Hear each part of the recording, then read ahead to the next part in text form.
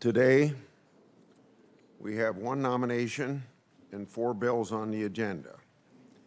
First, I'd note the nomination of Amal Tharpar to be Sixth Circuit Court Judge is on the agenda for the first time. The minority would like that to be held over, and we have a quorum now of 2 Democrats and enough Republicans so that with the 9 present, we can hold that over. Turning to legislation, the first bill is S-139, the Rapid DNA Act 2017. Senator Hatch sponsors that. The committee reported this bill, and the Senate passed it in the last Congress. This bill would establish standards for a new category of DNA samples that can be taken more quickly and then uploaded to our National DNA Index.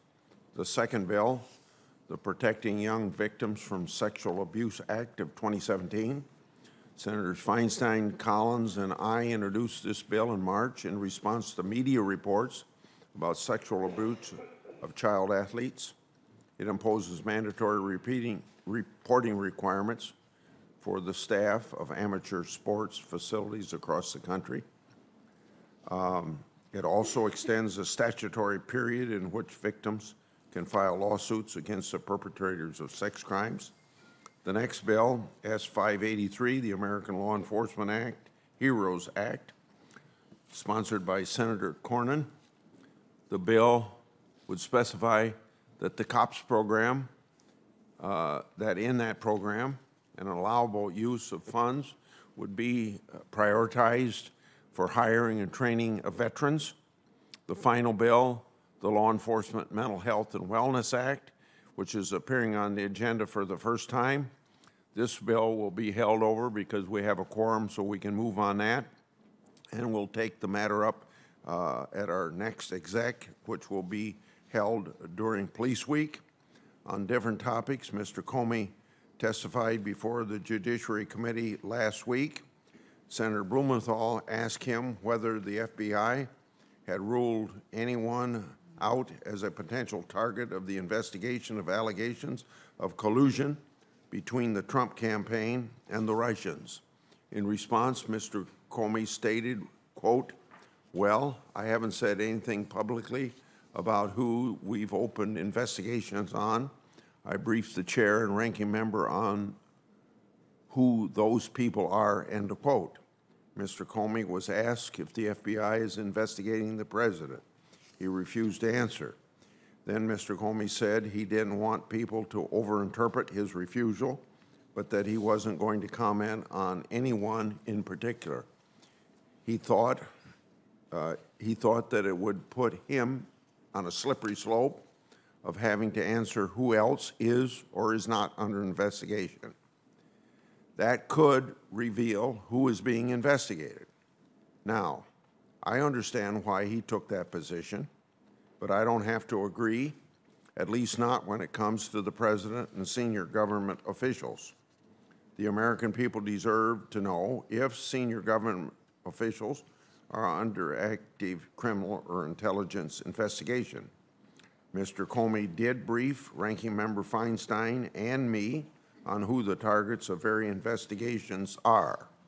It would not be appropriate for me to reveal those details before the professionals conducting the investigations are ready. So I will not answer any questions about who are targets of the ongoing Russian investigations, but I will say this. Shortly after Director Comey briefed us, I tweeted that he should be transparent. I said he should tell the public what he told Senator Feinstein and me about whether the FBI is or is not investigating the president. On Tuesday, the president's letter said that Director Comey told him he was not under investigation. Senator Feinstein and I heard nothing that contradicted the president's statement. Now, Mr. Comey is no longer the FBI director, but the FBI should still follow my advice.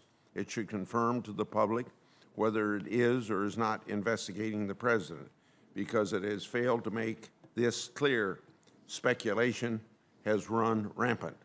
The intelligence community said that one of the Russians' goals is to undermine the American public faith in our democratic institutions. Wild speculation that the FBI is targeting the president in a criminal or intelligence inquiry is not just irresponsible and unfounded.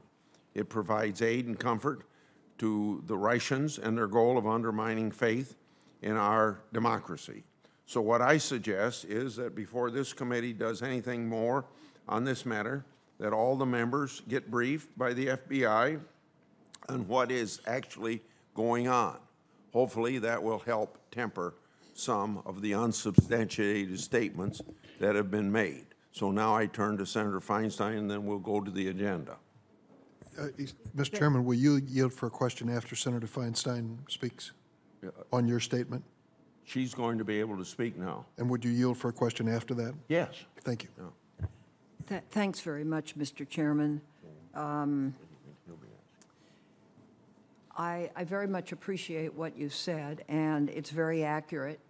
And we were briefed, and the nature of the briefing was a counterintelligence and criminal investigation that the FBI was carrying out. And more than that, I will not say either.